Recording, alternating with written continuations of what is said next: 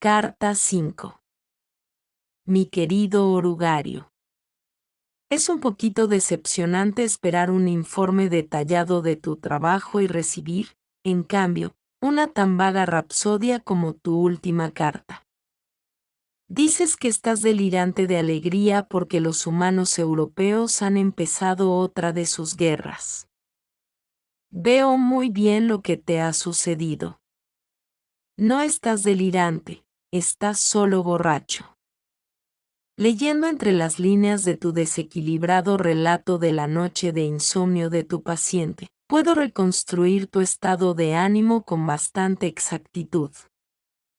Por primera vez en tu carrera has probado ese vino que es la recompensa de todos nuestros esfuerzos, la angustia y el desconcierto de un alma humana, y se te ha subido a la cabeza.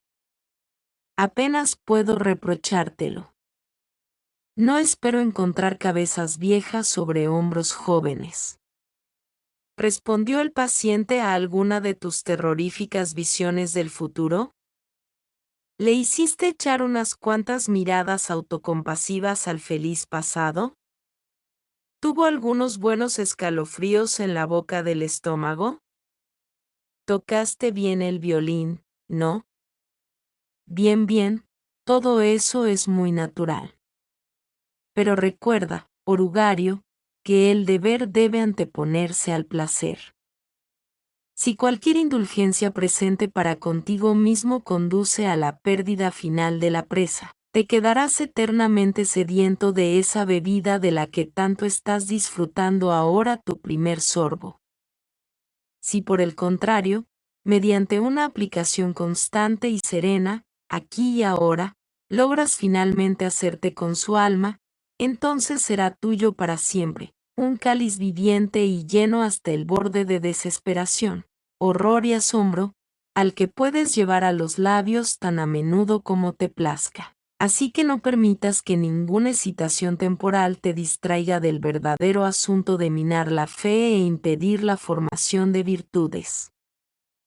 Dame, sin falta, en tu próxima carta, una relación completa de las reacciones de tu paciente ante la guerra, para que podamos estudiar si es más probable que hagas más bien haciendo de él un patriota extremado o un ardiente pacifista. Hay todo tipo de posibilidades. Mientras tanto, debo advertirte que no esperes demasiado de una guerra. Por supuesto, una guerra es entretenida. El temor y los sufrimientos inmediatos de los humanos son un legítimo y agradable refresco para nuestras miradas de afanosos trabajadores. Pero, ¿qué beneficio permanente nos reporta, si no hacemos uso de ello para traerle almas a nuestro Padre de las profundidades? Cuando veo el sufrimiento temporal de humanos que al final se nos escapan, me siento como si me hubiese permitido probar el primer plato de un espléndido banquete y luego se me hubiese denegado el resto. Es peor que no haberlo probado. El enemigo, fiel a sus bárbaros métodos de combate, nos permite contemplar la breve desdicha de sus favoritos solo para tantalizarnos y atormentarnos, para mofarse del hambre insaciable que, durante la fase actual del gran conflicto, su bloqueo nos está imponiendo. Pensemos pues, más bien, cómo usar que cómo disfrutar esta guerra europea. Porque tiene ciertas tendencias inherentes que, por sí mismas, no nos son nada favorables. Podemos esperar una buena cantidad de crueldad y falta de castidad, pero, si no tenemos cuidado, veremos a millares volviéndose, en su tribulación, hacia el enemigo, mientras decenas de miles, que no llegan a tanto, ven su atención, sin embargo, desviada de sí mismos hacia valores y causas que creen más elevadas que su ego. Sé que el enemigo desaprueba muchas de esas causas. Pero ahí es donde es tan injusto. A veces premia a humanos que han dado su vida por causas que él encuentra malas, con la excusa monstruosamente sofista de que los humanos creían que eran buenas y estaban haciendo lo que creían mejor. Piensa también que muertes tan indeseables se producen en tiempos de guerra. Matan a hombres en lugares en los que sabían que podían matarles y a los que van, si son del bando del enemigo, preparados. Cuanto mejor para nosotros si todos los humanos muriesen en costosos sanatorios. Entre doctores que mienten, enfermeras que mienten, amigos que mienten, tal y como les hemos enseñado, prometiendo vida a los agonizantes. Estimulando la creencia de que la enfermedad excusa toda indulgencia e incluso, si los trabajadores saben hacer su tarea, omitiendo toda alusión a un sacerdote, no sea que revelase al enfermo su verdadero estado. Y cuán desastroso es para nosotros el continuo acordarse de la muerte a que obliga la guerra. Una de nuestras mejores armas, la mundanidad satisfecha, queda inutilizada.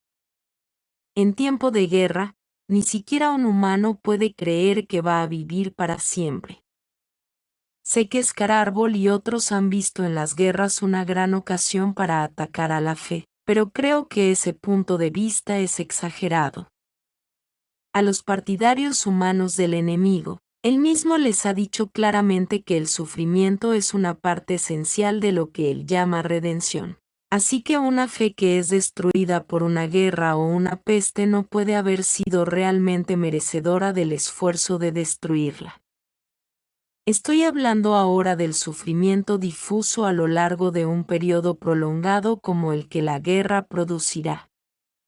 Por supuesto, en el preciso momento de terror, aflicción o dolor físico, puedes coger a tu hombre cuando su razón está temporalmente suspendida. Pero incluso entonces, si pide ayuda al cuartel general del enemigo, he descubierto que el puesto está casi siempre defendido.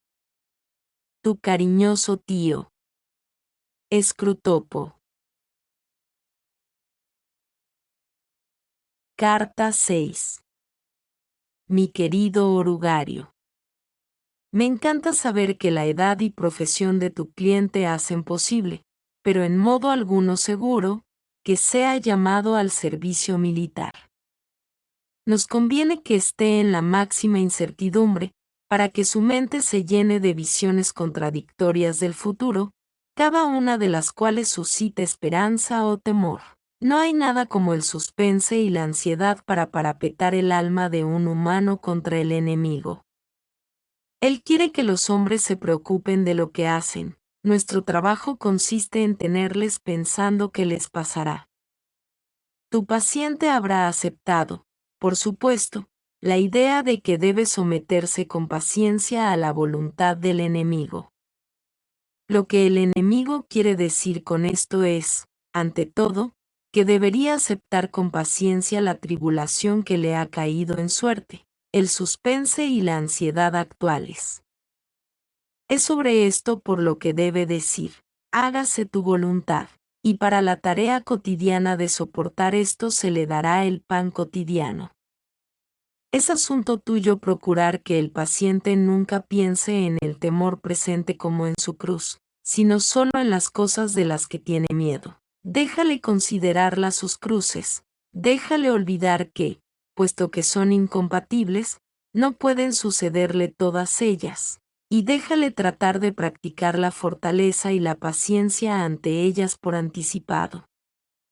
Porque la verdadera resignación, al mismo tiempo, ante una docena de diferentes e hipotéticos destinos, es casi imposible, y el enemigo no ayuda demasiado a aquellos que tratan de alcanzarla. La resignación ante el sufrimiento presente y real, incluso cuando ese sufrimiento consiste en tener miedo, es mucho más fácil, y suele recibir la ayuda de esta acción directa. Aquí actúa una importante ley espiritual. Te he explicado que puedes debilitar sus oraciones desviando su atención del enemigo mismo a sus propios estados de ánimo con respecto al enemigo. Por otra parte, resulta más fácil dominar el miedo cuando la mente del paciente es desviada de la cosa temida al temor mismo, considerado como un estado actual e indeseable de su propia mente. Y cuando considere el miedo como la cruz que le ha sido asignada, pensará en él, inevitablemente, como en un estado de ánimo. Se puede, en consecuencia, formular la siguiente regla general. En todas las actividades del pensamiento que favorezcan nuestra causa, estimula al paciente a ser inconsciente de sí mismo y a concentrarse en el objeto. Pero en todas las actividades favorables al enemigo haz que su mente se vuelva hacia sí mismo. Deja que un insulto o el cuerpo de una mujer fijen hacia afuera su atención, hasta el punto en que no reflexione nada parecido a esto. Estoy entrando ahora en el estado llamado ira, o el estado llamado lujuria. Por el contrario, deja que la reflexión, mis sentimientos se están haciendo más devotos, o más caritativos.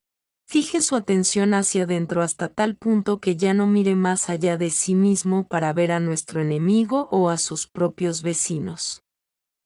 En lo que respecta a su actitud más general ante la guerra, no debes contar demasiado con esos sentimientos de odio que los humanos son tan aficionados a discutir en periódicos cristianos o anticristianos. En su angustia, el paciente puede, claro está, ser incitado a vengarse por algunos sentimientos vengativos dirigidos hacia los gobernantes alemanes, y eso es bueno hasta cierto punto.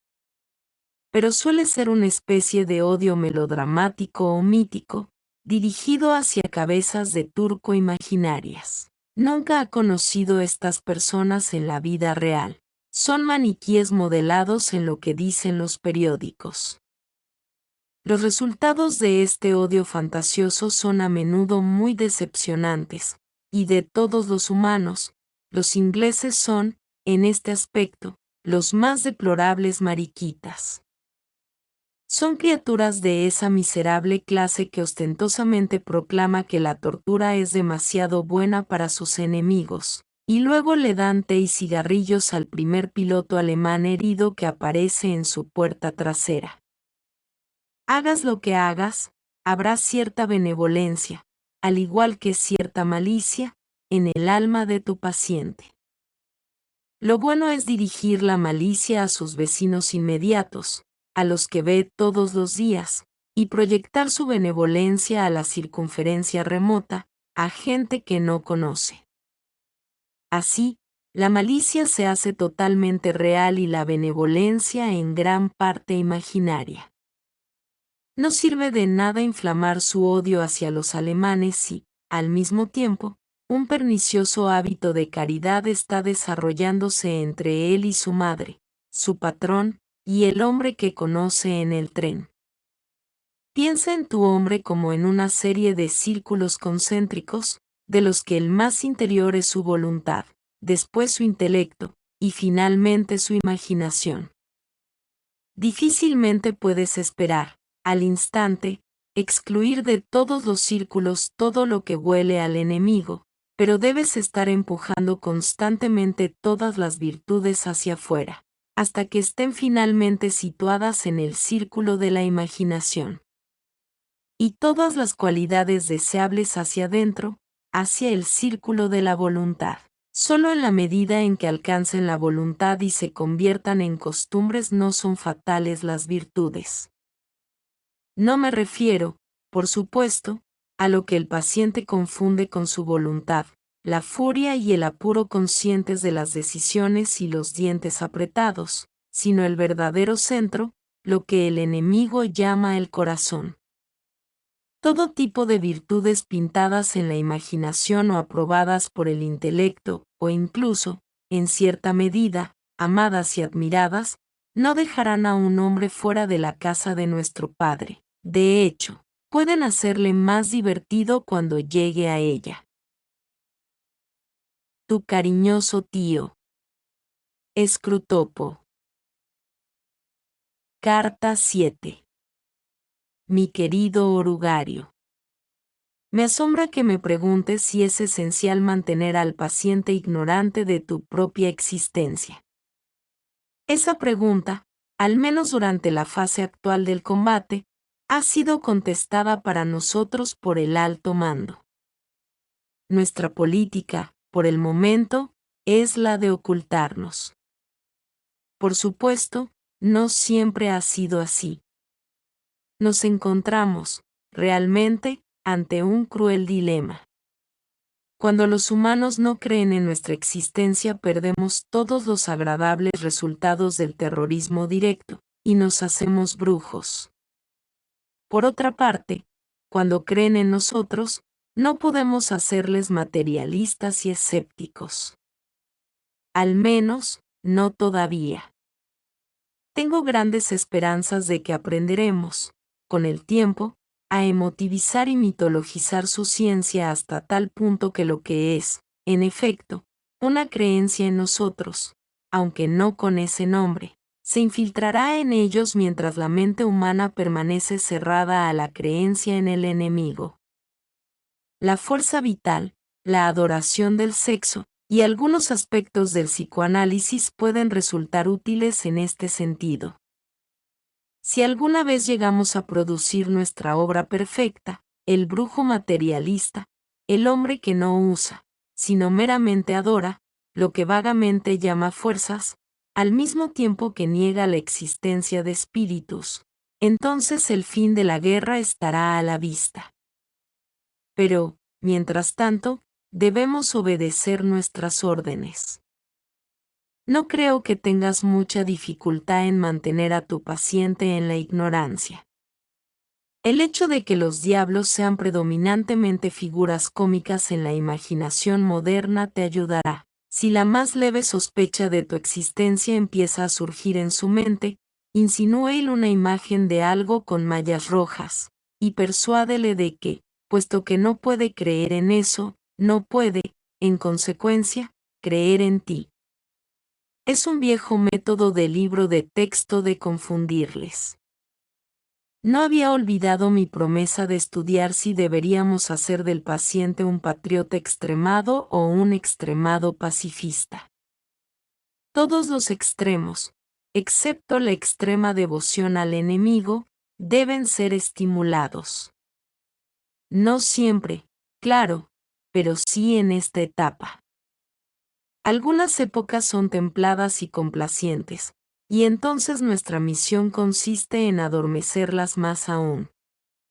Otras épocas, como la actual, son desequilibradas e inclinadas a dividirse en facciones, y nuestra tarea es inflamarlas. Cualquier pequeña capillita, unida por algún interés que otros hombres detestan o ignoran, tiende a desarrollar en su interior una encendida admiración mutua, y hacia el mundo exterior, una gran cantidad de orgullo y de odio, que es mantenida sin vergüenza porque la causa es su patrocinadora y se piensa que es impersonal. Hasta cuando el pequeño grupo está originariamente al servicio de los planes del enemigo, esto es cierto. Queremos que la Iglesia sea pequeña no solo para que menos hombres puedan conocer al enemigo, sino también para que aquellos que lo hagan puedan adquirir la incómoda intensidad y la virtuosidad defensiva de una secta secreta. La Iglesia misma está, por supuesto, muy defendida, y nunca hemos logrado completamente darle todas las características de una facción, pero algunas facciones subordinadas, dentro de ella, han dado a menudo excelentes resultados. Desde los partidos de Pablo y de Apolo en Corinto hasta los partidos alto y bajo dentro de la Iglesia anglicana. Si tu paciente puede ser inducido a convertirse en un objetor de conciencia, se encontrará inmediatamente un miembro de una sociedad pequeña, chillona, organizada e impopular, y el efecto de esto, en uno tan nuevo en la cristiandad, será casi con toda seguridad bueno. Pero solo casi con seguridad. Tuvo dudas serias acerca de la licitud de servir en una guerra justa antes de que empezase esta guerra. Es un hombre de gran valor físico, tan grande que no tendrá dudas semiconscientes acerca de los verdaderos motivos de su pacifismo. Si es ese tipo de hombre, su pacifismo no nos servirá seguramente de mucho, y el enemigo probablemente le protegerá de las habituales consecuencias de pertenecer a una secta. Tu mejor plan, en ese caso, sería procurar una repentina y confusa crisis emotiva de la que pudiera salir como un incómodo converso al patriotismo. Tales cosas pueden conseguirse a menudo. Pero si es el hombre que creo, prueba con el pacifismo. Adopte lo que sea, tu principal misión será la misma. Déjale empezar por considerar el patriotismo o el pacifismo como parte de su religión. Después déjale, bajo el influjo de un espíritu partidista, llegar a considerarlo la parte más importante. Luego, suave y gradualmente, guíale hasta la fase en la que la religión se convierte en meramente parte de la causa, en la que el cristianismo se valora primordialmente a causa de las excelentes razones a favor del esfuerzo bélico inglés o del pacifismo que puede suministrar. La actitud de la que debes guardarte es aquella en la que los asuntos materiales son tratados primariamente como materia de obediencia.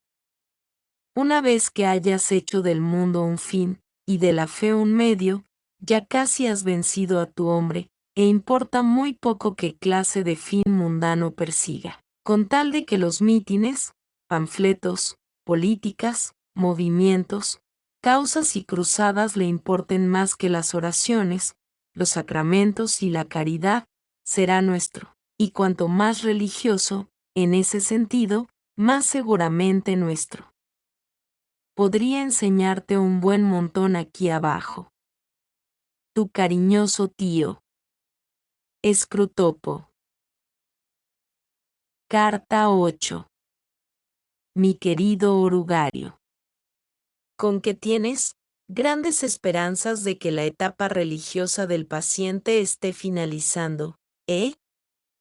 Siempre pensé que la academia de entrenamiento se había hundido desde que pusieron al viejo Babalapo a su cabeza, y ahora estoy seguro. ¿No te ha hablado nadie nunca de la ley de la ondulación? Los humanos son anfibios, mitad espíritu y mitad animal.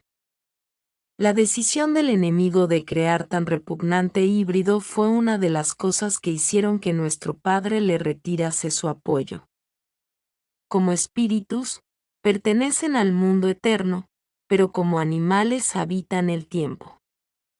Esto significa que mientras su espíritu puede estar orientado hacia un objeto eterno, sus cuerpos, pasiones y fantasías están cambiando constantemente, porque vivir en el tiempo equivale a cambiar.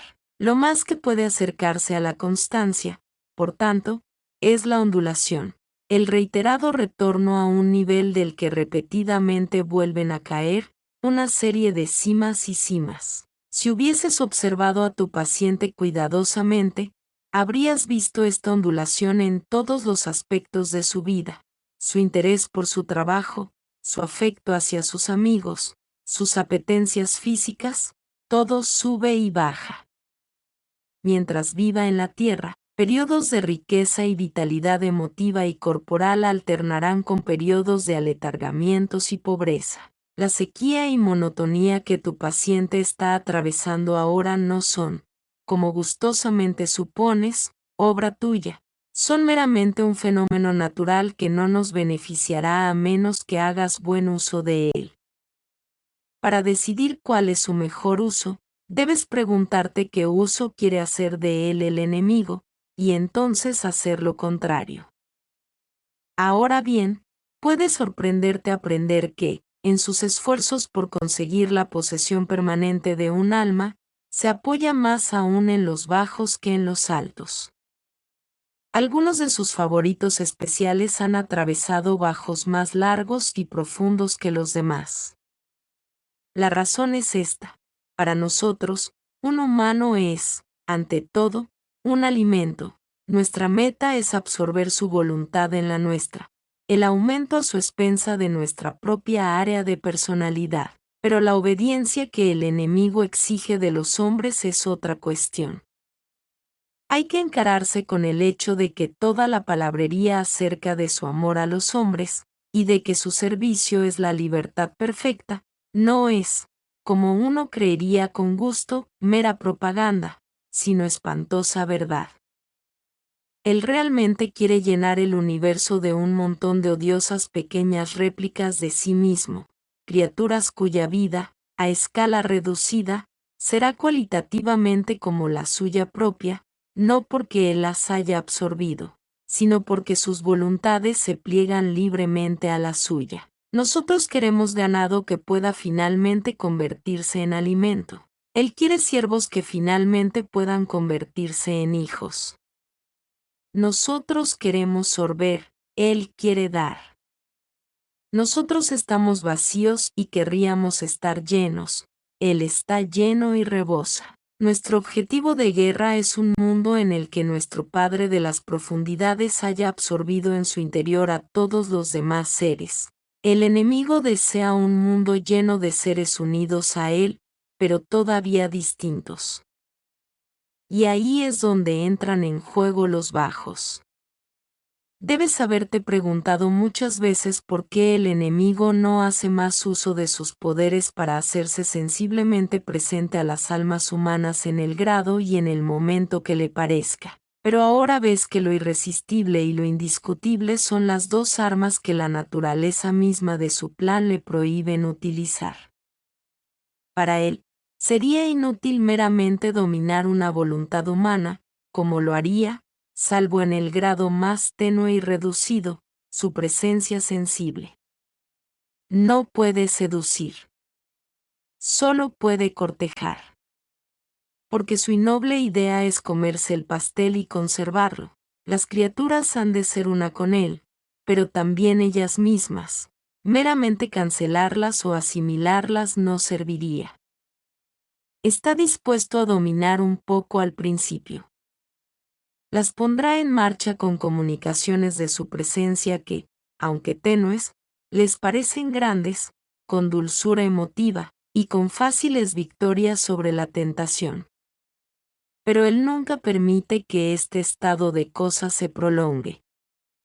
Antes o después retira, si no de hecho, si al menos de su experiencia consciente, todos esos apoyos e incentivos. Deja que la criatura se mantenga sobre sus propias piernas, para cumplir, solo a fuerza de voluntad, deberes que han perdido todo sabor. Es en esos periodos de bajas, mucho más que en los periodos de altos, cuando se está convirtiendo en el tipo de criatura que él quiere que sea. De ahí que las oraciones ofrecidas en estado de sequía sean las que más le agradan. Nosotros podemos arrastrar a nuestros pacientes mediante continua tentación, porque los destinamos tan solo a la mesa, y cuanto más intervengamos en su voluntad, mejor. Él no puede tentar a la virtud como nosotros al vicio. Él quiere que aprendan a andar, y debe, por tanto, retirar su mano, y solo con que de verdad exista en ellos la voluntad de andar, se siente complacido hasta por sus tropezones. No te engañes, orugario. Nuestra causa nunca está tan en peligro como cuando un humano, que ya no desea pero todavía se propone hacer la voluntad de nuestro enemigo, contempla un universo del que toda traza de él parece haber desaparecido, y se pregunta por qué ha sido abandonado, y todavía obedece. Pero, por supuesto, los bajos también ofrecen posibilidades para nuestro lado. La próxima semana te daré algunas ideas acerca de cómo explotarlos. Tu cariñoso tío. Scrutopo. Carta 9. Mi querido orugario.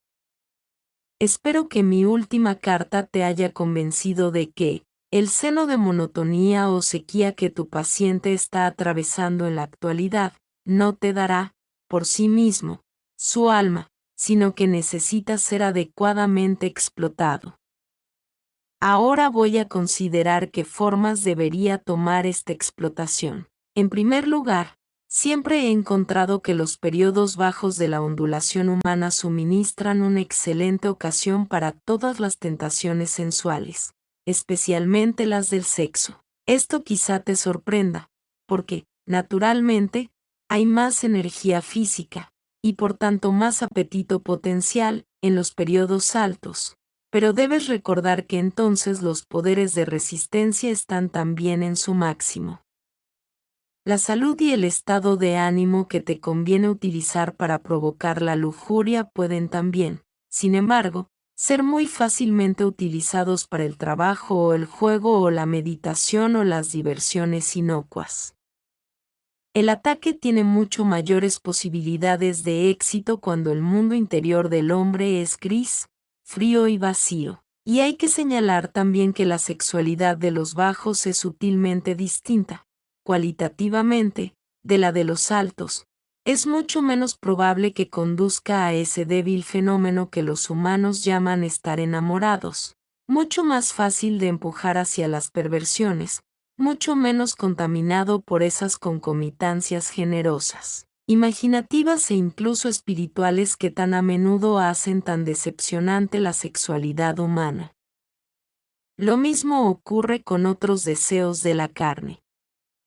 Es mucho más probable que consigas hacer de tu hombre un buen borracho imponiéndole la bebida como un anodino cuando está aburrido y cansado que animándole a usarla como un medio de diversión junto con sus amigos cuando se siente feliz y expansivo. Nunca olvides que cuando estamos tratando cualquier placer en su forma sana, normal y satisfactoria, estamos, en cierto sentido, en el terreno del enemigo.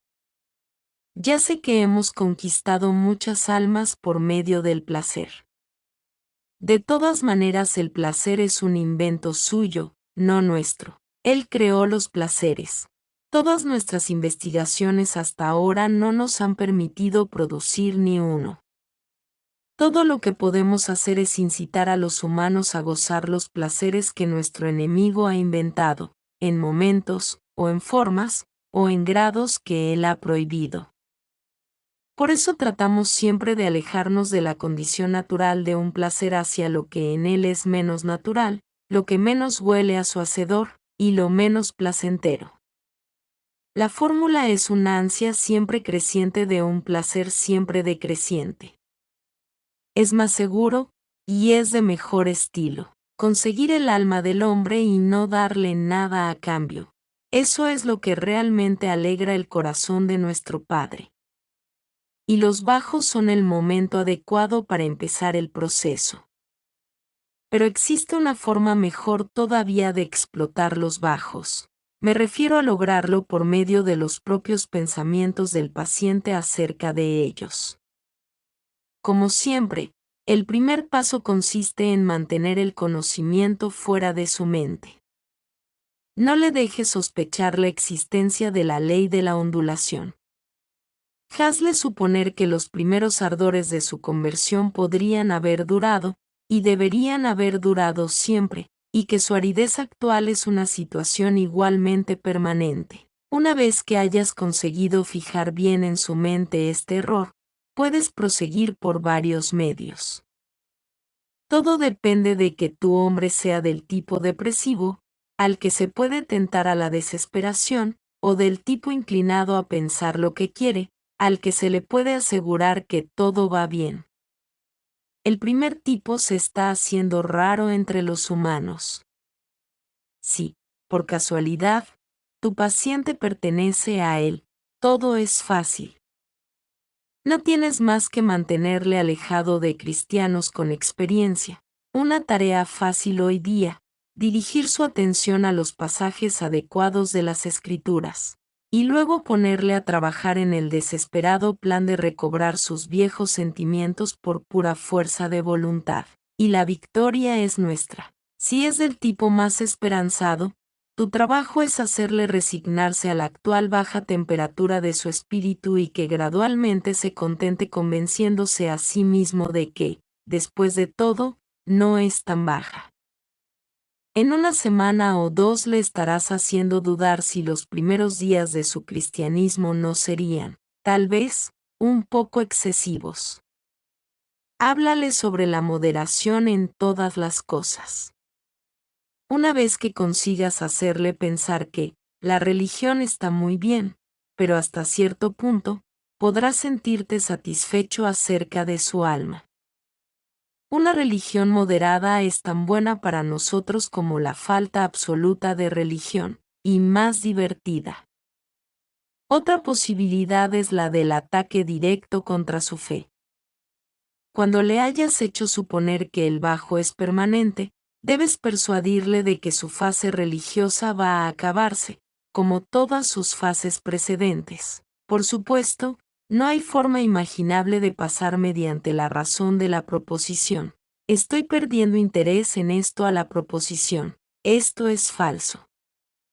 Pero, como ya te dije, es en la jerga, y no en la razón, en lo que debes apoyarte.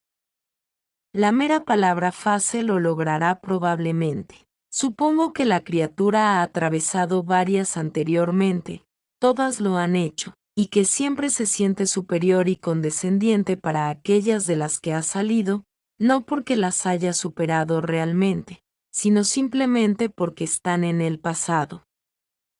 Confío en que le tengas bien alimentado con nebulosas ideas de progreso y desarrollo y el punto de vista histórico, y en que le des a leer montones de biografías modernas.